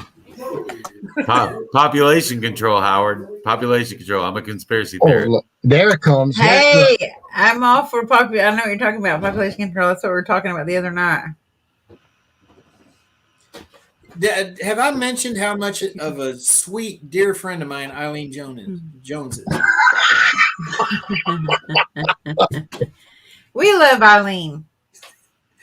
She obviously loves me. Look at all these great comments she's making toward me. She loves me. Yeah, she does. She cares a lot. Of what? I have no idea. Y'all leave Eileen alone. Tell her. Tell her. She said, started it. "Love you, Ernie Pack." Yeah. After 50 slanders, I get a love you, Ernie. Oh, Pack. she sent us a Christmas card. We got that thing about 2 weeks ago. That's how fast it came in. And it says Merry Christmas and all this stuff. First And right card you underneath got. it says, Howard, leave Jackie alone. And all this other stuff. I was like, well, that's a how do you do Merry Christmas. Yeah. You She know? can't be nice. She can't be nice for very long at all. Hey, T-Dog, what's that up, was the brother? first Christmas card I got out of all of them. That was the first Yep. one. Thank you, Eileen. I didn't get one. She's really a sweet lady. She Just in the background. I didn't get one. Did you You get don't one? need one from her. You're Crystal going and to get one from me and Howard. You don't need one from Eileen. No, they're dancing now. It You had get 5 anthrax seconds. in it. She was doing the. Oh, there it is. She says, send the address. I sent her the address. It's in Hey Bill. Is it? Yeah. I already had it because Tim bought soap. So Yeah. already had it. We're mailing ours out tomorrow. Yeah, me too. I lost them. I put stamps on Rosie them. sent me a list. I'll mail some out to some people. I'm not going to go like I did last year. Man, I had so many freaking names. Because Everybody got one. We've sent out a big batch of them. Mhm. Yeah, we Howard's just coming with We suck at that. I probably made out about 20 of them at least to send out. And that's not even my family, like my blood family. That's just my paranormal people. Wow. Well, Howard, I appreciate you giving me a chance to come on here and help spread the word. Well, this is If we could get everybody that's on the screen now, everybody in the chat to just spread the word to 10 people, everybody in the paranormal community will know about this within a week. Well, what I'm going to start doing is making the comments before my shows and stuff like that with the podcast about saving Waverly Hills. And then I'm going to put it on my banners and stuff like that. You know, make sure that everybody sees that on there. So everybody will, on my shows anyway, will be able to see it, savewaverlyhills.com. Yeah. Hey, Ernie, have y'all checked into or asked any places if they'd donate their location to do a charity event for him? We haven't yet. We've just thrown all this together in the last 2 weeks. Mm-hmm. Thank you, Eileen. I appreciate that. Our job as Save Waverly Hills right now is simply to help raise funds for Charlie's Defense and spread the word. Well, I'll tell you right now, you got at least 2 shirts that are getting ordered. Cool. Yeah, probably 3. Especially if it glows in the dark. I gotta have it. Yeah, it does. Tonight I'll order me some too from you. So I'll do that I have tonight. a question. Do they make toddler shirts or kid shirts? The smallest we got is an adult small right now. Is it? It'd be a nightgown. What's the biggest you got? Because it costs money to buy these shirts to have them made. And we're trying to, just keep it as mainstream as we can for right now until we get the money rolling in to where it looks like we're gonna, actually. If you're a paranormal investigator and you don't want to glow in the dark shirt, something's wrong. Exactly. Especially one of a kind Hey, Save Waverly Hills glow in the dark shirt. That's right.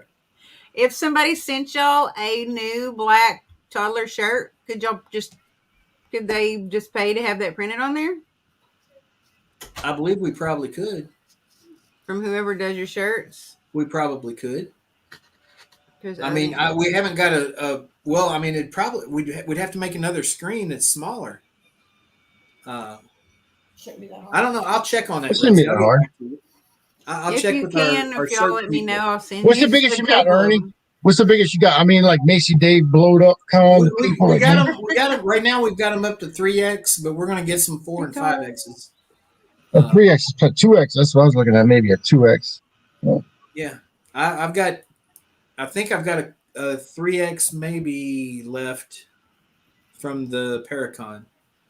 I don't think we've got any 2Xs left right now. We got more being made, and they're going to be coming in. But I'm just talking about I'll the just ones order it, and when they send, I'll order it, and when they come in, they'll just send it to me. That's all. At least you got the money for it and everything. So that's the main thing. All right. Christy, what you talking about? You ordering yours? I'll send you one on Messenger. I'll send you links to everything on Messenger. Christy, you don't need to order. You still got to do your thing when you're running through the cornfield. There's nothing you don't order no shirt. Ernie T-Dog Yeah, you said, order all those through the website, by the way. Ernie T-Dog said, feel free to share a link on his group page. I think I already have once, but I'll do it again. I just sent it to him in a personal message too. T-Dog, I will send you a PM with all those links when we get off Once here. you say shut up. Send You like that? make sure you send it to Things and Things Network, because we will pin it to our pages and make sure that everyone who comes on our page sees your link. Okay. Yeah, I'm gonna do that right after you get off of here. Yeah, we're gonna pin it right up on the top. It's pinned. All right, I appreciate you. It's in the comments.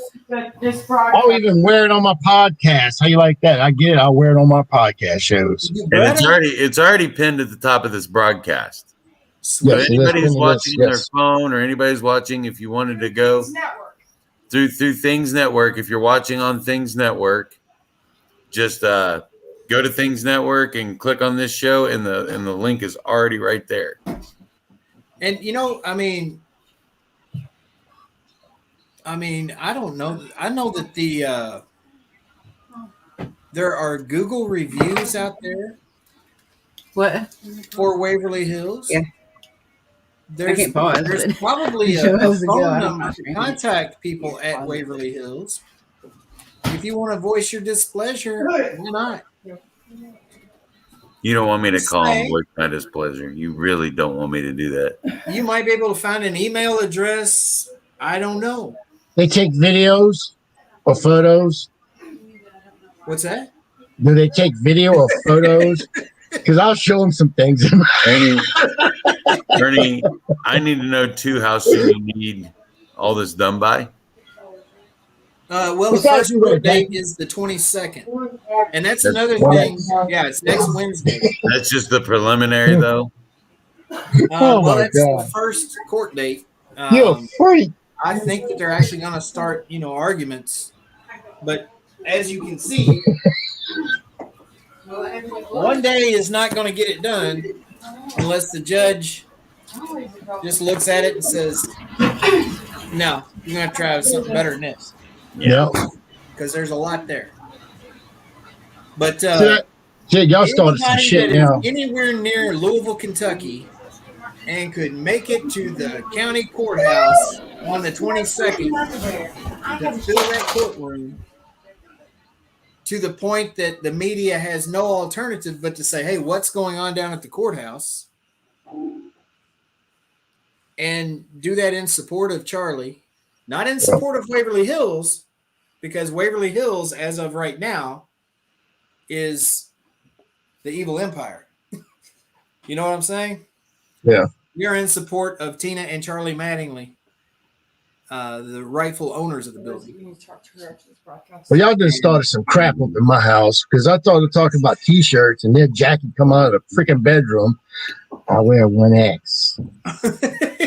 And I was like, and what does that got to do with me, They're $25. I think it's a couple extra dollars for each X that you have, and then there's shipping and handling in there. I think it comes up to around $30 a shirt time you pay for it. But I just can't have nothing for myself. She's got to have everything too. Yeah. You hear him? Going right. Yeah. You can't get a shirt for you and not get one for Jackie. Todd, I believe the court. While you're at it, get one for Trey. Is 9 o'clock. Yeah, look, here it comes there. Look. See? Extra large, Howard. Eileen, you come on up here to the house, and I'll sell you one at a discount. All you got to do is drive your butt up here from Mississippi. I'll give you one at a discount. We got some at the house. You better watch out. She'll take you up on that. Yeah, you'd be freaking out when she's knocking at your door, wouldn't you? Freaking on your couch. Wait a minute. My vicious dog would rip her to shreds. Look, even Todd. Todd's on my way. Yeah. Todd's Get got on my one. We bought tube. one She at said, on my Vegas. way, Howard. Blake just takes a 4X. Okay. Y'all order y'all shirts, send it in to Ernie. And No, order them through SaveWaverlyHills.com. Absolutely. Yep. That, And that's where Bill you Howard find the t-shirts. shirts. I can't win for losing. Terrible. It's terrible. Terrible human beings in here. But I mean, everybody that we've talked to, I mean, the people we talked to at the Las Vegas Paracon, and some of the biggest names in the business were there. A lot of the biggest names in the business were there. And everybody we talked to, with the exception of maybe one person, and I'm not going to name that person, was 100% behind us. They just, a lot of these folks have network obligations and stuff, and they can't speak out publicly on things like this without getting the okay from the network to do so. Right. But, if you saw our posts and stuff from up there or out there, we talked to Jason Hawes. We talked to Steve Tango, the whole Ghost Hunters crew. We talked Tango's to my Josh buddy. Gates.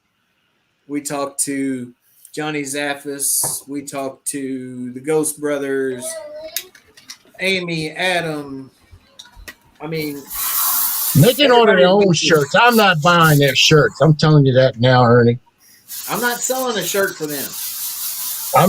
I ain't buying their shirts though. I mean, buying shirts for them. They're gonna have to buy. They're gonna buy their own shirts. I'm not gonna buy all them shirts. Howard, this is on tape. You said I'm buying the shirts after the show. You didn't I am say for I'm myself buying, and that, He that said creepy t-shirt. woman. the shirts. It's like walking into a bar saying I'm buying the drinks. That's right for me. Rosie, hang out for just a minute after the show's over. Oh, Chris, I want to talk that with you. woman I'm with, she done creeped out of nowhere. It was like, man, she was like almost like a roach. She come out of the corner like, hey, how you doing? Just like, I'm getting a shirt. What? No, I'm getting a shirt. No, I'm getting a shirt. And if I buy it for me, she'll take it. Smart woman. Look, there's Chrissy and me. Crystal can't do that because my shirts fit her like a dress. Yeah. She'd have to throw on some leggings and a That belt. would make a nice Shauna. dress. Look at it, Tim. Wouldn't that make a cute dress? That's funny, Blake. Chrissy ain't getting no shirt until she does what she's supposed to do. We got that new show coming on Friday night. Her job is to run through a cornfield with a thong and fun tassels on her upper part, and she's gonna have her face painted half green, Not today, just like Satan. Braveheart. Howard, That it's makes a good December. point here. It's December. There are no cornfields in Indiana right now. It's just a little bit of Just sun. feel. I don't care. She's just running a field. I don't care. That's some flat surface. I don't care. Just I got got to see to her point run. out what backwards Todd's through a saying wheat because I field. tried to make it more clear when we were talking at first about the shirts. We're not selling the shirts. We're giving you a shirt for a $25 donation. Okay. And then that gets you on our mailing list. We're going to put out a newsletter and all that stuff and give you updates on what's going on with the court battle and Yeah.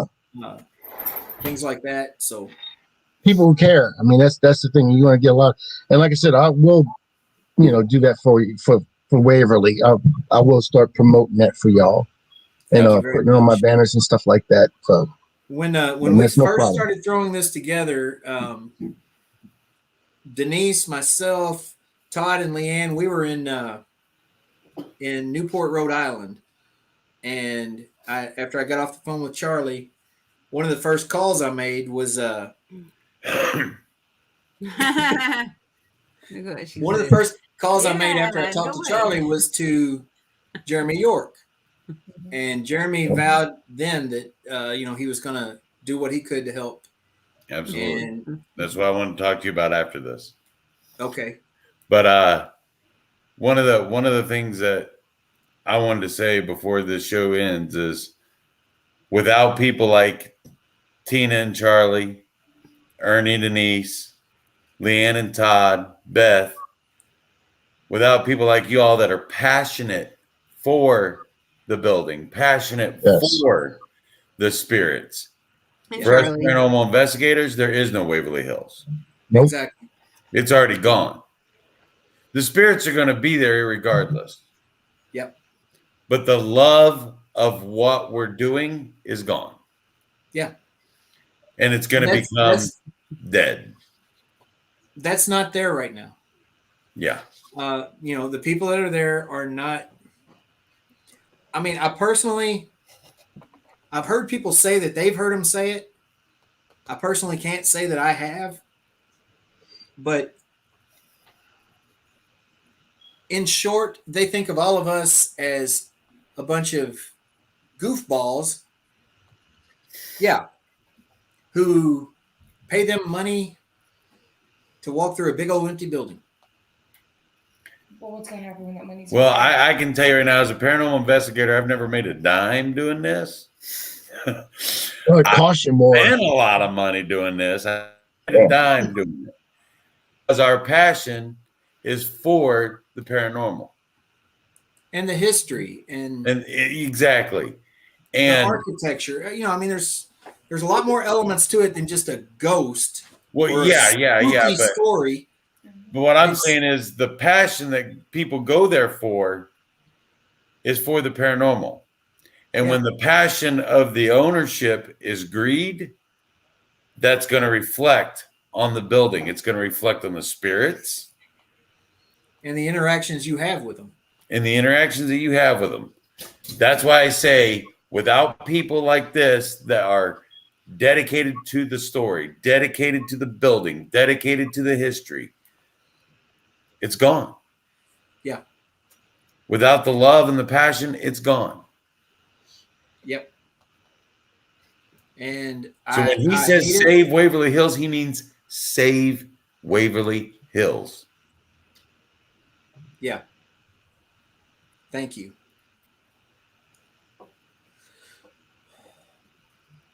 I mean, very passionate about it myself. I mean, I ran into Tina 2 days ago, and her and I stood there and talked, and I saw the tears in her eyes. And I seen that on Facebook that you guys ran into one another. Yeah. And I mean, there's a lot more to it than just a big old spooky building. Yeah. I mean, it's a place that it gets in your heart. I mean, once you've been there a couple of times, you get addicted. You want to go back. You want, I mean, you see those gargoyles, and the gargoyles become You like fall friends. in love. That's what happens. You fall in love. I with still want a gargoyle. Now, if I do all this and save for Waverly, I want a gargoyle. I'll put it on front of my house. I was just going to say, Ernie, if they somehow win this battle, and they end up tearing that building down, I will jump the fence to save a gargoyle. And I'm bringing a gargoyle. I fell in love with those gargoyles. I'm not even going to lie. You can ask Crystal. I absolutely fell in love with them. Howard, you wanted us to put it in the Mustang. Yeah, We got to in our front porch. We left Waverly Hills and went to see Howard in Louisiana, and he was trying to get me to put a gargoyle statue in the back of my Mustang. I remember that. He's like, just drive down here with the top down the whole way. That's right. Nobody noticed that shit. We've got two gargoyles on our front porch. Hang on just a second. And you got to understand how big those gargoyles are. It's all right. That's okay. I'm still here. I'm just going over here. Does it fit in the back of a Mustang? That's all I needed to know. Well, heck. I'll take one of the little ones. I don't need a big one. Just a little one. We've rearranged things here in the Pac-Man Paranormal offices. And I got the lights off so that it's not too bright for the show. There we go. There's my buddy. Hang on. Booyah. There it is. See that? Yeah, that's awesome. I love it. Mm-hmm. That's cool. We got Eileen two says we all want Waverly dirt. We got don't them want all to over see the your office butt, she here. said. We don't want to see your butt, she says also. Oh, shut up, Eileen. There's the Beth. Beth. Hey, Beth. Parathug. That's what I call it, Parathug. I just said. Yep, that's her. Beth Allen, the Parathug. And Ernie, the truth is, without Waverly Hills, Denise. you got to remember, I met you at Waverly Hills, I met Rosie at Waverly Hills, and I met Howard right after Waverly Hills. Yeah. Yeah. Without that, how would I, it's a place that brings people together. Yeah. Exactly. People of like minds come together for a common purpose. Where can we say that happens in today's world anymore? Right. Yeah. I mean, the place is important. Nick I mean, Millay. it is very important. There's Nick. Hey, Nick. I love I Nick. met Nick at Waverly Hills. Yeah. Get a room. It's awesome. But I mean, we've got to win this war. We're calling ourselves Charlie's Army now in our little group chat with all of us. But we need to recruit some more members, and we need to fight like there's no tomorrow. Because, like we said earlier, I think if these guys win, it's not going to be too long before you don't see tours and investigations done at Waverly Hills anymore, and you might not Maybe even see condos. Yeah. So we got to win. It's sad. It's sad. Absolutely. Absolutely. It's got to be fought for. Yep. It's got to. It's too special a place. Hey, that's a good way to start 2022 anyways, fighting for something good. Exactly. Nick says it there. It's like truly like a family reunion. Mm-hmm. Yep, it's true. It was. I mean, over the last, I guess, going on 2 years now, I've met so many wonderful people in the paranormal community online through podcasts and things like that. We chime in on posts or whatever, and we're Facebook friends. But I mean, this past year at Waverly Hills, I have met a lot of those same people face to face and got to sit down and have Shake a your refill hand with them or something, shake their hand and give them a hug. Put one of these in their left hand and make them feel a little bit. Exactly. I tell you what, I met Ernie, but I really sat down and really talked to Denise, and she, she's an amazing woman. I'm not going to kid you not. And I was fortunate enough to actually sit down and we talked for about an hour and a half, I think maybe.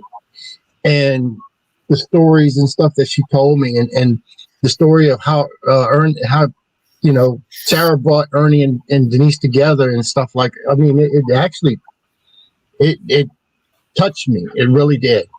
So I mean, this place is truly a place where people can get together. It like I said, it sucked me in. I mean, I've never been there. And it's already sucked me in. So I mean, this place, it just attracts who it wants to come there, and they make you a family. Yep. And not just a family, but there's so much opportunity for fun there. I'll never forget the video of Scott Wilson's son, Aiden, and Scott Smith came around the corner and Aiden did his karate chopping. And I'll never forget John Doherty's face. We were on the 4th floor and I walked up and it kind of, the way that the railing around there kind of slants in. So I just sat on the railing. I was leaning over taking a picture and I just put one leg off. And John Doherty about came unglued. He came running at me, got about to grab me, thought I was going to jump. I was like, I ain't trying to die, John. I'm trying to take a picture. Which I'm not afraid of height. Crystal was scared to death too. But I'll never forget. It's a place where fun memories are made. And Exactly. not fun memories, fond memories. Yes. Yeah. And I love this what Todd SQ just said. He said, Denise, and no true word spoken, but Denise is kind of awesome. She's not awesome. She's kind of awesome. You'll I'll never tell you deny now. saying that. I didn't get the chance to meet Todd and Leanne there, but I've talked, I've seen them on Facebook and stuff. I follow, and they're great people. Ernie, Todd- Denise, and Beth are the ones that I got to meet there. I love them all dearly. They were so much fun. They were such great guides. And when you have people that are passionate about what they're doing, You can tell. you can tell. It makes the difference. And that's what Waverly has to have. It has to have that passion. Yeah. And And I haven't been there myself, since we quit. And then shortly after that, they banned us from the property because people were going to pay our way to go without us asking. We even offered to pay our own way. They were going to have us go up there to be their guides after we quit. I bet they So- tapped their butts. The cowards up there banned us from the property. Now I will do this for Waverly. If it will help get them people out of Waverly, I will do this. And this is a one-time offer. I will drive to Kentucky. I will go up to the main gate. I will get naked. Okay. And I will present myself to these people. Thank Repeatedly. you, Jesus. He will do it, I'm sure. I'm sure he's not just blowing smoke. Howard, when you get your clothes back on, come on over to the house. We're 3 minutes away. I mean, literally 3 minutes away. Oh, well, I might not. Well, I might be in jail by that point. Look what Denise said. That's so sweet. Well, you won't have to worry about a security guard tackling you. No, I'll streak. No, I'll run. I don't know. I'll I run. don't know who they got for security up there. They might really want to tackle Howard. You never know. I'm just saying. Mine says exit only on the Jelly backside. I'm tired. But no, Oh, that's a good. That's funny. Howard's Bond. Yeah. yeah, we now have two After we GoFundMes. raise the 50 grand, we're going to start a GoFundMe for Howard's bail bond. That's right.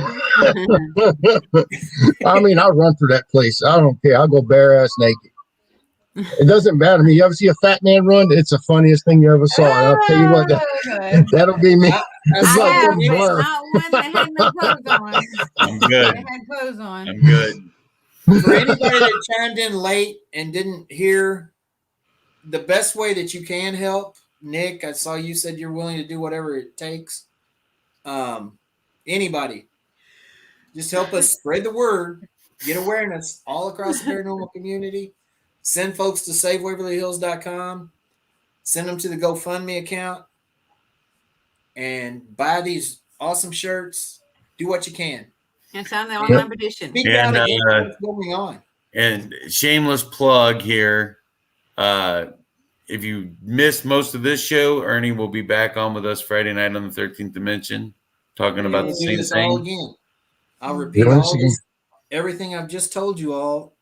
Hopefully, it's not going Well, to be shit, like just a tour. replay this show. Hell, just save everybody. It's not going to be scripted because I'll be on there with Jeremy and Jeremy's Jeremy's got so many stories of Waverly. Yeah, he's been going there for years, so it's going to be different. But it's going to Thank be you, Christy Baggett. This is good. And I've been trying. I've I been had get you. 3 different personal experiences there. One I don't tell people about, and that was in the morgue, and it was just because it was so personal to me that it was for me. It was a message for me, Yeah. Yeah. One Ernie got to witness, and then the other one Ernie got to help me through. So, it's a place that you like Ernie said, you don't need equipment to investigate because the personal experiences there. For me, any investigation, the personal experiences are always better than the evidence. Yeah. But it's a place where you go and you have that personal experience. And my favorite TV experience of the place was when the wrestling guy threw his phone and took off running on Ghost Hunters on the line. Oh, hell no. Big mean wrestler, and nope, gone. I'm out. Yeah. But yeah, like I said it before, Ernie, you guys brought the love to the place, and without that, I'm stuck. it's dead. Yep. Now I'm not going to say that it's 100% accurate, but I've heard people saying that they haven't been getting a lot of activity up there since we left. Maybe Because the ghosts are boycotting because they're pissed. Because they're not like, we're going. not going to put on a show for these people that don't even believe in what we're here for, or what we did, or what we went through. Right. And they're not All the going to ghosts not say be mad. they're going to get upset because their story's not being told the right way. Yeah, and ghosts Right. are territorial. And Ernie, I'm trying to get either you or Denise on the show on the Power Informant. That comes on a Saturday, but I know Saturdays are kind of rough for everybody. But that's a show that I'd love to get you on also for that. And if that's possible, I know that, like I said, it's a hard deal because that's what that show's all about. Is actually spreading that type of news out there. That's our mission right now. I mean, we've got lives and we got families and everything, but our mission, our job right now, aside from Denise being a travel nurse, is this fight. I mean, it's what we're doing. We're not making a dime for it, but this is our job right now. And who makes money in the paranormal field? Honestly, I mean, this job is the most expensive hobby that anyone can actually have. Oh, yeah. Not sure. I mean, I have a friend that did tractor pulling. It's a lot more expensive. I don't know. You throw in a couple of IR cameras. I used to race cars without a sponsor. That was pretty expensive. Professional gambling is pretty expensive, I've heard. Amateur gambling can be expensive. Oh, yes, it can. But staying out of jail can be expensive. Running naked at the gate at Waverly Hills can be expensive. That can be expensive. On Howard, making clothes stay on Howard can be expensive, huh? That's Jackie. It's expensive. Oh Lord.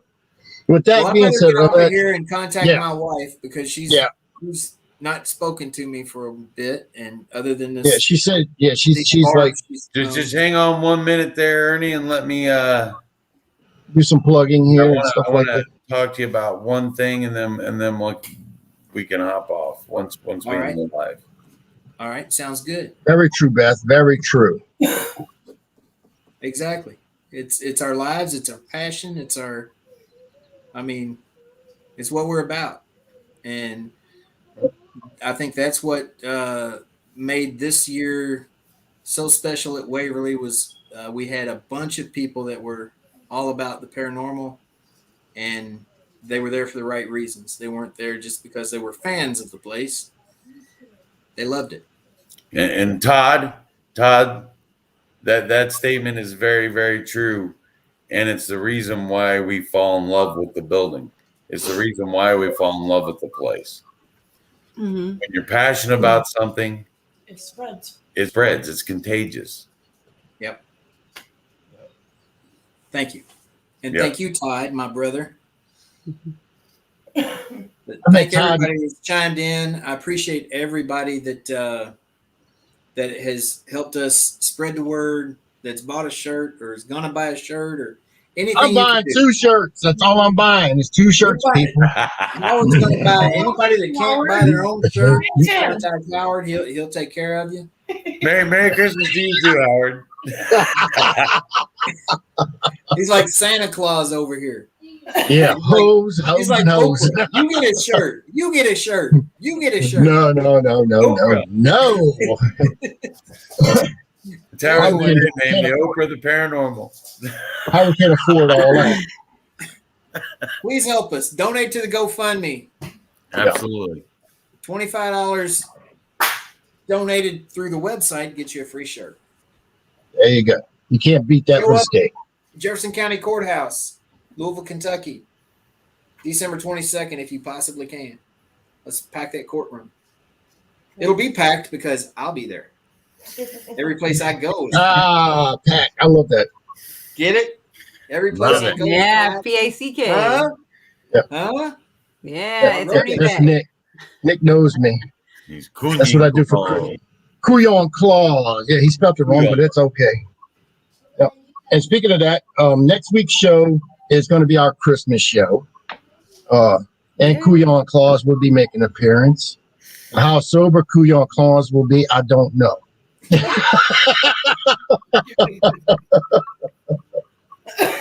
But it's going to be our Christmas show, so everybody's welcome to come in. Paranormal investigators, if y'all want to, who's in the our teams and stuff like that, other shows, show hosts, y'all want to come in, y'all more than welcome to come in. Y'all are invited. Ernie, you're invited, of course. It's You a and party. Denise, if y'all want to come in. It's just a party. Bring your eggnog. Just bring your eggnogs. Yeah, I might have to do a Zoom thing on that one. Ooh, I and don't an know ugly yet. Christmas sweater. Bring your Ugly, yeah, Ugly Christmas sweater. or just come topless. It doesn't matter. Just paint some That'd be stuff on your uglier than an chest. ugly Christmas sweater.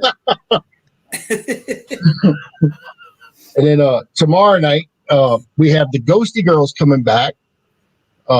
It's going to be on the Petri dish, so that'll be fun. Last week, I promised them that I was going to send them one of my autographed toilet seats, and I did. I shipped it to them, so they should have been either Monday or Tuesday. They received it, so they might show that off. I don't know yet, so we'll see if they got that. And Friday, we start our debut show. It's our very first show, The Unholy Trinity. People, if you're not, I'm gonna say, how can I put this? It is NC-17. It has a disclaimer on it. It's going to be nasty.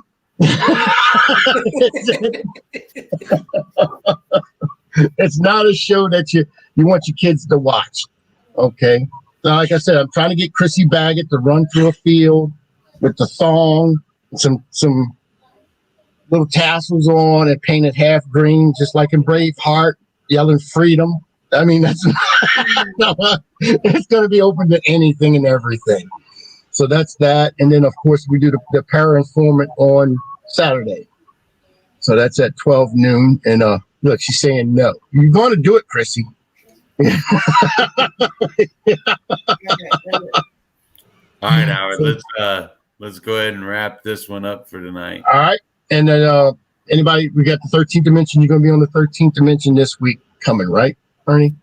Yeah, gotta be on this Friday night, 8 o'clock Eastern. 8 o'clock Eastern. Well, there's Miss Boyer there. Waiting to see the girls tomorrow, Aaron. So y'all have a good night, and we'll see y'all tomorrow. Thanks, everybody. Appreciate the help. Good night. Merry Christmas if we don't see some of you. Same here. Yeah, Merry Merry Christmas. Christmas, everybody.